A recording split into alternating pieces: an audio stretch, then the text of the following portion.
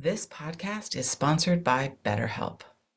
After experiencing trauma, I went to therapy, and my therapist guided me through a difficult time in my life. They helped me understand what was happening and provided me with tools to cope and find my own strength and resilience. Their experience and compassion were invaluable and enabled me to rebuild my life and move forward. I strongly believe in the power of therapy to help people through difficult times. BetterHelp connects you with a licensed therapist who is trained to listen and give you helpful, unbiased advice. First, you go to their site. You can use my link, betterhelp.com/resilience. You answer a few questions, and BetterHelp will match you to a professional who has years of experience helping people with struggles just like yours. Let BetterHelp connect you to a therapist who can support you, all from the comfort of your own home. Visit betterhelp.com/resilience or choose podcast, then notes on resilience during sign up and enjoy a special discount on your first month. Protective factors are one of those things, strengthening the social fabric of a community. Some of the things that individuals used to engage in are not as prominent in society these days. I'm thinking of participation in faith-based communities is one example of something that's really dropped off recently and is very protective for certain individuals. Hello, and welcome to Notes on Resilience. I'm your host, Manya Chilinsky. My guest today is Dr. Anita Everett. She is the director of the Center for Mental Health Services within the Substance Abuse and Mental Health Services Administration, and she provides executive leadership for federal efforts to improve the nation's mental health service systems. She and I talked about the subject of suicide and suicide prevention, and we talked about the relationship between trauma and suicide, and what are some protective factors, and what are some things we can do if we ourselves or our friends or family are thinking about suicide. I think you're going to find some really valuable information in this episode. Dr. Everett, thank you so much for being here today. I really am excited to chat with you. Thank you. Thank you for having myself and as a staff from the Center for Mental Health Services within SAMHSA. Yeah, thank you. And before we start talking about this very important subject, I have a question I ask everybody, which is if you could have dinner with any historical figure, who would it be and why? I thought hard about this question, having known in advance that you were going to ask this. And I was trying to think of a mental health figure that I would feel comfortable and interested in talking with. But really what I came up with, the person I would be most enjoy sitting with is at the table with is Thomas Jefferson. And he's known as one of our founding fathers, familiar to many, I think. But why I'm thinking about Thomas Jefferson, he was quite a Renaissance man. And so he was key author of many of our founding documents and was involved in some of the thinking that formed our nation. But he also was an inventor. And I think it would be fun to talk with him about what's happened in the 200 years or so since he's been on the face of the earth. And I think he'd be amazed and surprised by computers and cell phones and all of the technology that we have. I think he would just be amazed in a very positive way. And I even think he'd be amazed. One of the problems, so to speak, with Thomas Jefferson these days is that he was, in fact, a slave owner, but I think he'd be surprised and very pleased with the advancements we've made. Still have a ways to go with regards to inclusivity socially, but I think he would be very pleased that we'd addressed even those issues that, he's often accused of being somewhat hypocritical on. I just think he would be really fun to talk with, and he'd be delighted to see all the new things that have happened. Yes, that's a great one. And I say this to everybody, but I so wish I could make it happen and either get the notes or be a fly on the wall while you were talking, because I think he'd have some amazing insights. So thank you for sharing that. So we are here today to talk about the subject of suicide, and trauma can be a major risk factor for suicide. So what would you say is the connection between different types of trauma and suicidal thoughts?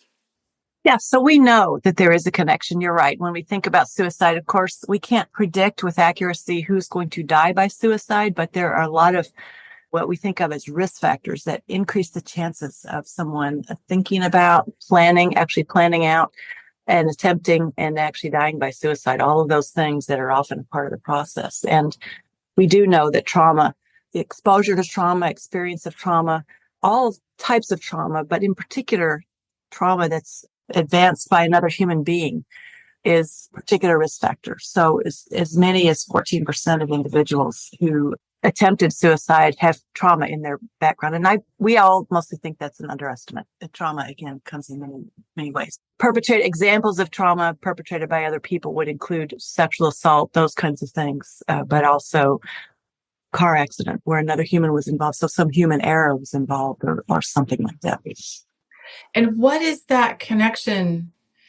What makes it more traumatic or more difficult to deal with when it's human caused or when there's a human involved?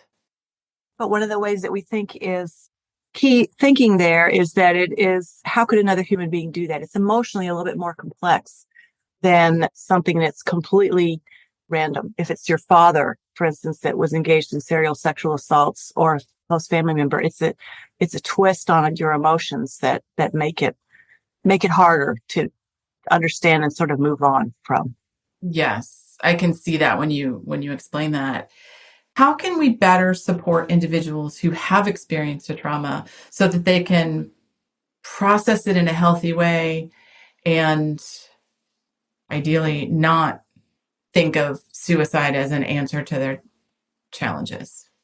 Yeah, so that's really important. And one of the things that we've learned about trauma, and I know this question is centered on suicide, but I'm going to just sort of do a little deviation about trauma. Trauma turns out to be really important. One of the major studies that's spearheaded by the Centers for Disease Control is the ACEs, or the Adverse Childhood Event series of studies that look at the effect of trauma, which can take all sorts of forms, but trauma or adverse events in childhood. And we know that has lingering effects across adulthood in their mental health and associated mental health risk factors, but also more recently, we've learned it also impairs physical health. So that really gives hard data, so to speak, to the idea that trauma is really important. And trauma can be known by people who, our friends, family, those things, and trauma can be unknown. And a lot of times trauma is hidden, and the victim of trauma or the person who was traumatized doesn't always feel comfortable talking about it. So one step in sort of to answer your question is creating environments where individuals feel comfortable, safe spaces where individuals feel comfortable talking about what's happened to them in their lives. Taking the time to listen, that's sort of part of what I'm saying. It's a really important thing. Some way of sort of verbally or non-verbally validating the experience of someone, not judgmental questions like, why did that happen? Or how could a person do that? It doesn't really help the individual, but validating their own experience so they know you're with them. Some people have specific triggers that can be problematic. So in Baltimore, where I used to practice, there was a person who was assaulted at a particular bus stop. And so passing that street was a particular trigger for that person. And so part of what we worked on was actually wound up being that was helping for her, at least for the short term, to avoid that particular corner street. Yes. I particularly appreciate you mentioning validating someone's experience and refraining from asking judgment or asking judgmental questions. In my own experience after the Boston Marathon bombing, I had people who said to me, essentially, why is anything wrong with you? You still have both your legs. Mm-hmm. And I remember just being so crushed by the utter lack of support that showed that there could be other impacts to people who were there that day. Yeah, I mean, you could read the meta message there as being, you should be grateful that you weren't physically harmed. And that's in the mental health space. That's something we really bristle about because, mental harms can be every bit as debilitating and sometimes even more because they're not outwardly apparent. A person can be coming to work and physically at work, but be very distracted by unwelcomed thoughts and recurring, associated features of PTSD-like features. Right. Absolutely.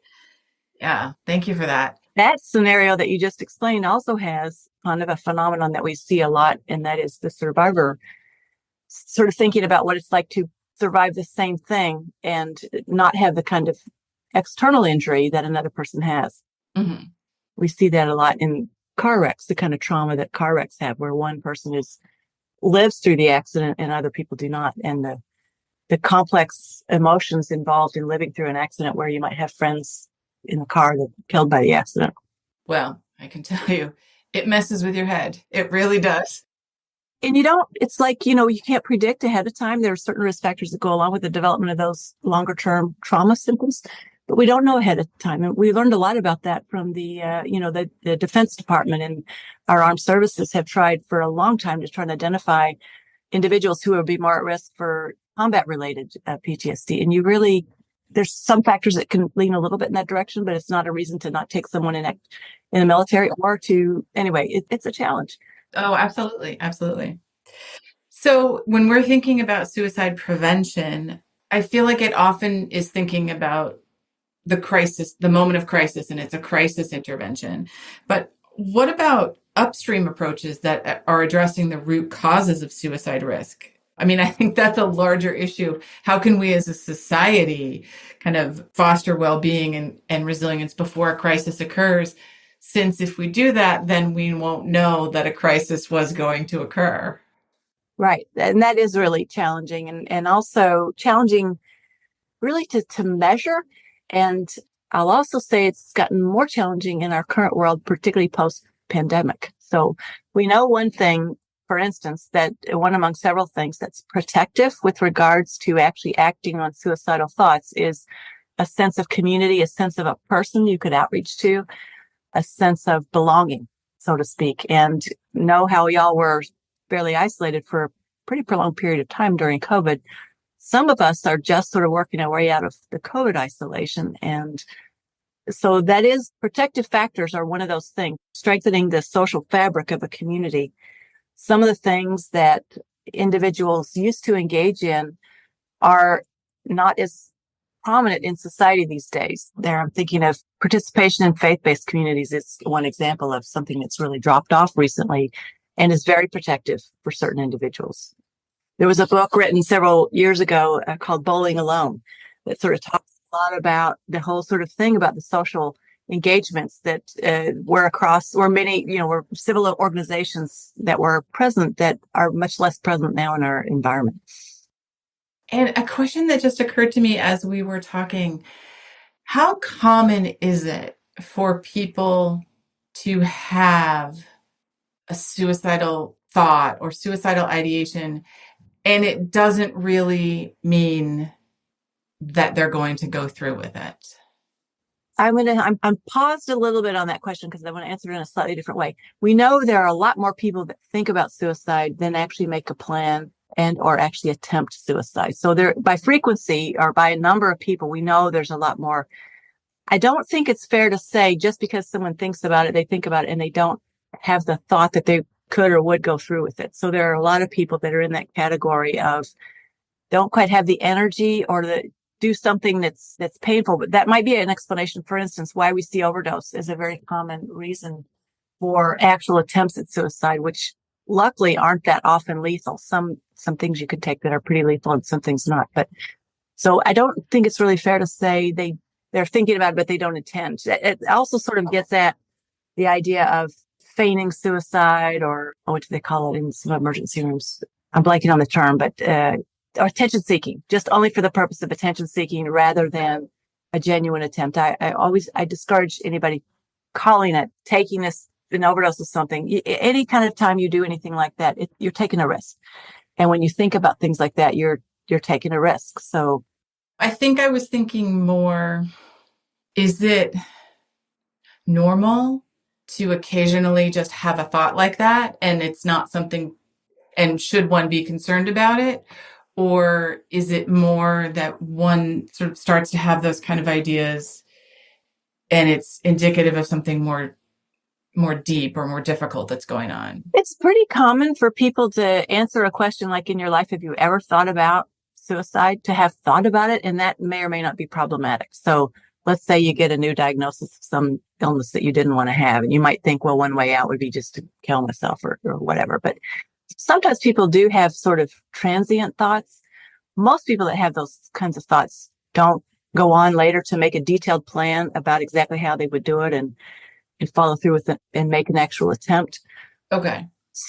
But some do. Yeah. Okay. So yes, it can be. It doesn't always mean there's a deep, dark problem that needs to be rooted out just because someone has a transient thought. It's when they become what you might call obsessive, or they become sort of dominant in the thinking every day, multiple times a day, that kind of thing, that becomes much more a risk. Right. That makes sense when you describe it that way. We're thinking about how do we identify or support individuals who may be struggling. It may be trauma, it may be something else, but they're having that suicidal ideation. I don't know. How do we identify? Can we identify them? And how can we help? Not 100%. There's no way to 100% identify. And that's really important, because that is the thought process that a lot of family members go through when they have a family member. If only I'd known, or if only I'd done something different. So there's no 100% way to do it. But one thing that we can be aware of, and SAMHSA, a series of grants called mental health awareness training. One of the elements that we teach people is to listen for language that could be potentially problematic. Parents listen for children that might be saying things that are kind of a change in the way they talk about things, that talk about being here, or I don't know if I'll see you tomorrow, or there's things that get dropped in sentences that are sort of like clues that might need some follow-up on the part of someone in the environment, a friend, a family member, someone like that could sort of follow up and listen. Again, sort of back to that key thing of listening to. Right. And you mentioned family members, and losing someone to suicide is a trauma beyond merely the death of someone. So how can we create support systems for the folks who are left behind and maybe break a cycle of that trauma?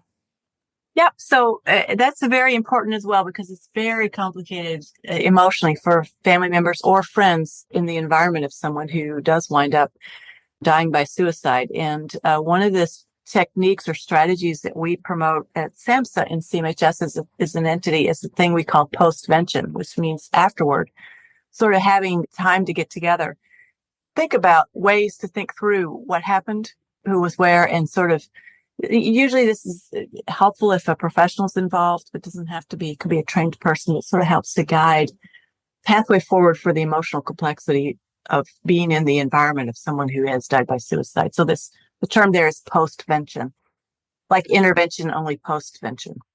And many of our grants that focus on suicide prevention include that as an element.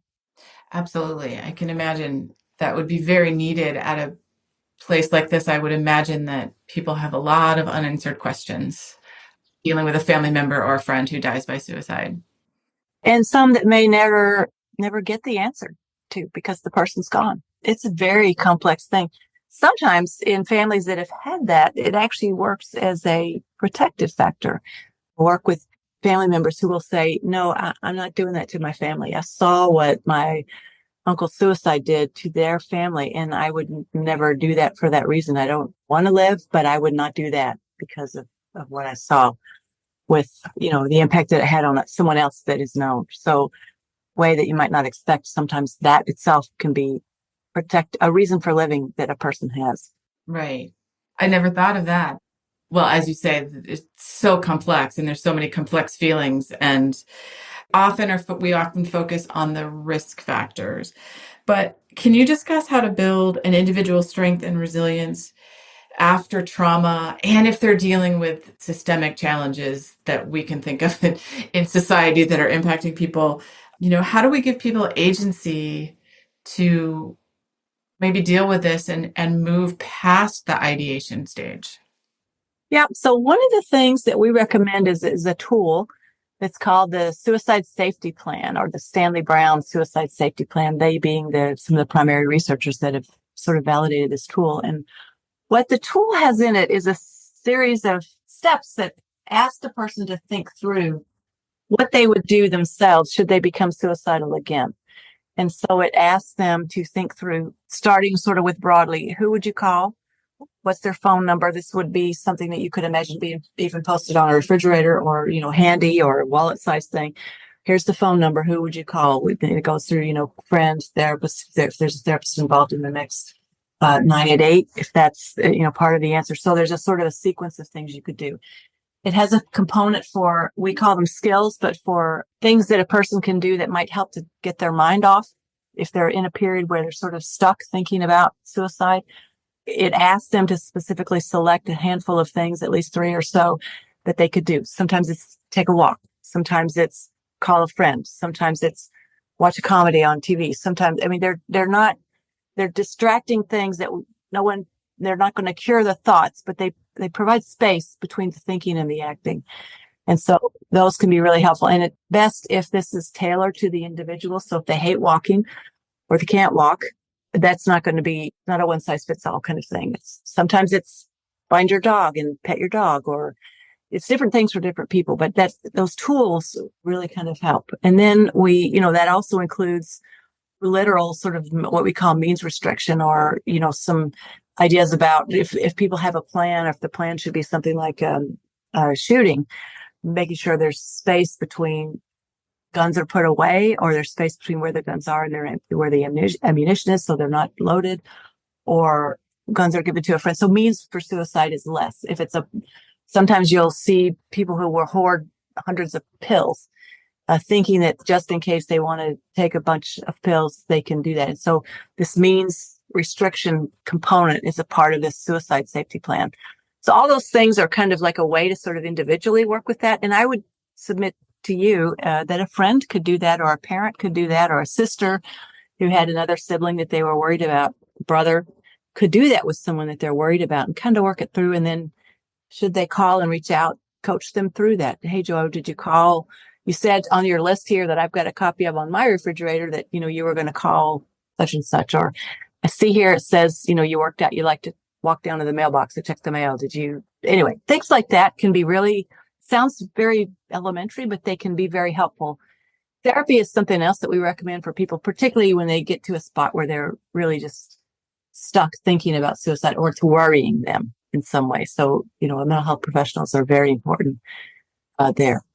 It sounds like one of the things that's very important is kind of stopping the thought process and thinking about something else, so that you're just not going over and over again in your head, and then it somehow amplifies that way. That's right. And talking about it with another person really helps. There's a lot of times individuals, it's interesting when you talk with people who've survived suicide attempts, they think they're alone. They think nobody's there. And it's interesting. I've, myself worked many times with people in hospital settings where they've come in with an overdose, and they're overwhelmed with how many people come to visit them in the hospital because they didn't have that sense of people caring about them, or they'd lost that perspective. Yes, absolutely. Now, you mentioned 988. So can you tell us what is that resource and how can people use it? Sure. So 988 is a new version of a telephone line support was called the National Suicide Prevention Lifeline. It's actually been around for quite a while, but now for the last 2 years, what was previously a 1-800 number is now available through calling 988. And it's the suicide and mental health crisis line. It's not only for suicide, but it is for suicide and other mental health crises as well. People who are experiencing the crises themselves and are concerned family members can call that number. And it's available on any landline or phone line. Right now, you could pick up your cell phone and dial 988, and you would be connected to a trained counselor. The network of over 200 crisis call centers that take these calls. We try to associate it with the closest geographic call center. Not always, but for the most part, we're working on having it more located where the person is. So right now it goes by area code. So that's a little bit of a hang up. If you have a California area code, but you're calling from New York, you'll be routed to California. And we're trying to get that fixed to the nearest cell tower, but that's on the horizon. In many communities, there also are emerging other components to a crisis response system. Ultimately, we'd like to have a completely built out system that would include 3 aspects, which we say are similar to the kinds of aspects you have when you think about 911 type responses. There's someone to talk with, which would be the 98 line, someone to respond, which would be these mobile crisis teams that include trained counselors. An ideal team has a trained counselor together with a peer. And right now, many times it's law enforcement, but we'd really prefer that this alternative model be used to law enforcement. And then the third element is a place to go, a safe place to be. And we prefer, you can always go to an emergency room in America now because of the built out, emergency system that we have, which I would argue we didn't have about 40 or 50 years ago. We now have that.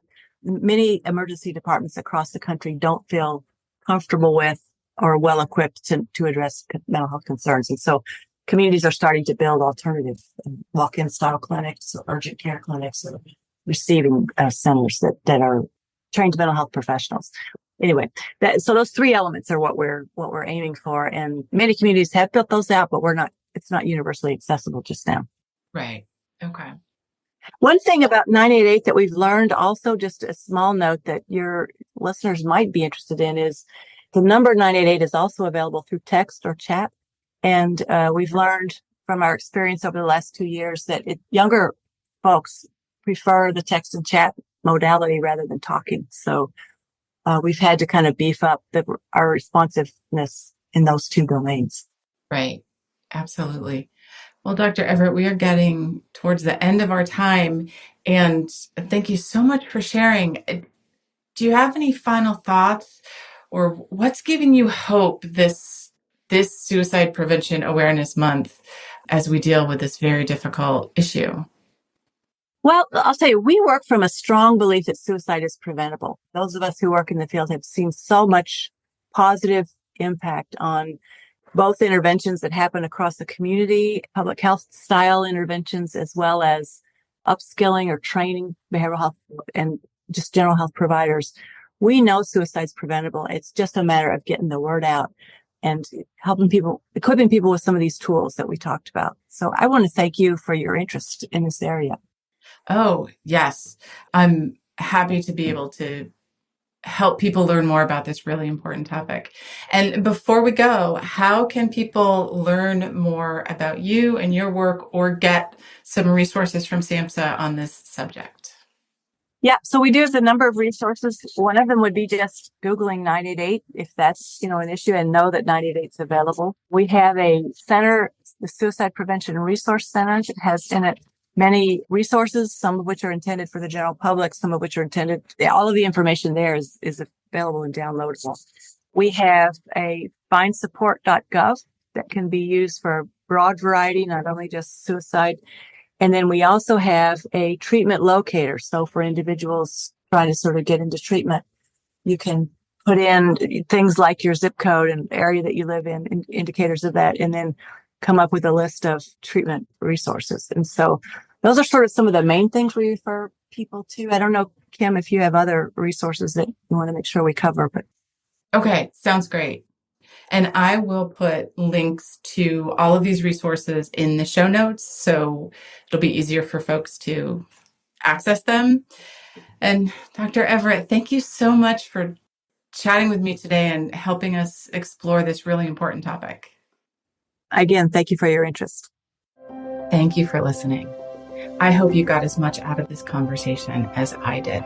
So if you'd like to learn more about me, Manya Chilinsky, I work with organizations to help understand how to create environments where people can thrive after difficult life experiences. And I do this through talks and consulting. I'm a survivor of mass violence, and I use my experience to help leaders learn about resiliency, compassion, and trauma-sensitive leadership, to build strategies to enable teams to thrive and be engaged amidst difficulty and turmoil. If this is something you want to learn more about, visit my website, www.manyachilinsky.com, or email me at manya@manyachilinsky, or stop by my social media on LinkedIn and Twitter. Thanks so much.